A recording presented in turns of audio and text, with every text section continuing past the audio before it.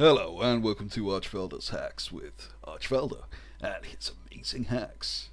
And the exploit I'm going to be showing you today requires the Gnomish gearworks. You need a level 1 Gnomish gearworks. It's preferable it's not any level higher than that for the reasons I'll go into later. And you want the Gnomish gearworks to produce a item, the personal delivery system Skyterror. The Skyterror personal delivery system. This is one of a number of random objects produced by the Gnomish gearworks every day.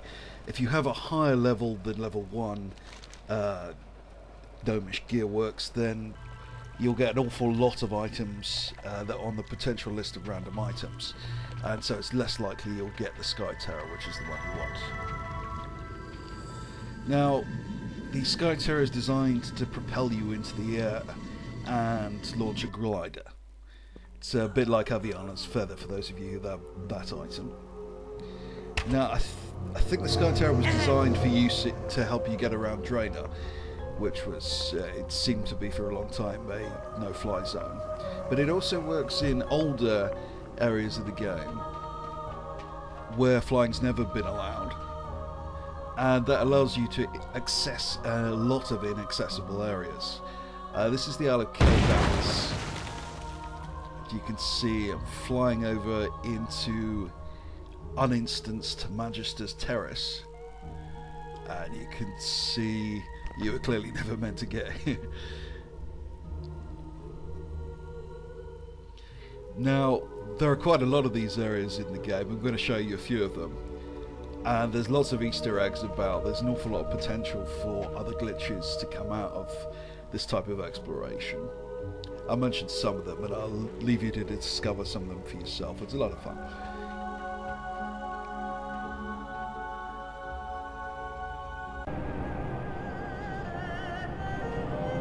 Next area we're going to go to is the Isle of Thunder.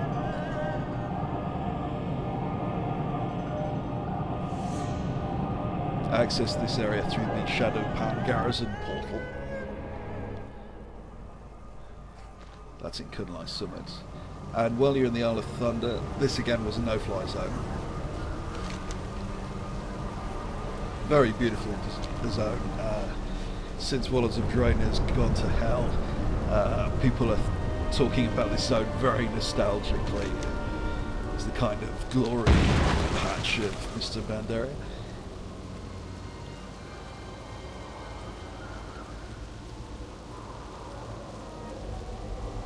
This has the Isle of Thunder has lots of gated zones that you could only unlock painfully slowly, and some you can never access at all.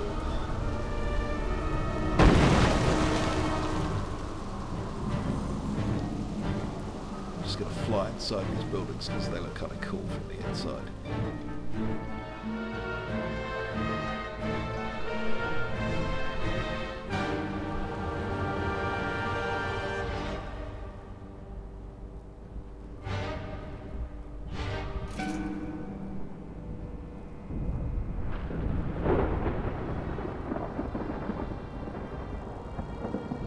Ah, that's quite enough of that.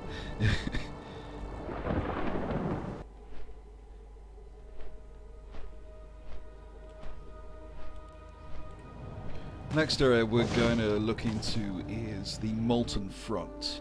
This was an instanced area during Cataclysm. You have to work through a quest chain to actually access the Molten Front, but it's well worth it. It contains some of the most interesting potential normally inaccessible content in the whole of Warcraft, for reasons I'll explain shortly. Okay, so when you get to the Molten Front, you put next to this gigantic tree, and you can zoom over on the right hand side, and this is actually a version of the Firelands raid.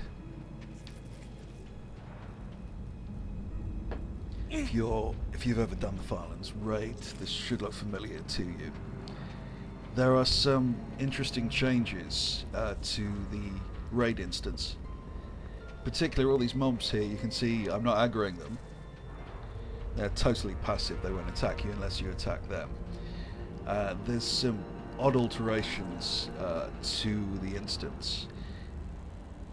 There's actually there's a worm around here somewhere that's actually invincible. It can't be taken down below 1 health point. There's also, depending on which faction you are, a group of, it's a little kind of Easter egg Blizzard put into this area. There's a group of stereotypical raid players engaging in stereotypical raid behaviour. Have fun checking that out. There's also an interesting feature of the zone on the right hand side of this firelands area, where you can actually leave the channel altogether. If you die, you get rezzed in Westwall, because the game doesn't know where you are, and that I'm sure the more experienced exploiters amongst you will know the potential of that particular aspect of the game. Okay, so there's the hack. Hope you found it interesting and useful. If you did, please subscribe, and thank you for watching. This has been Archfelder. Take care.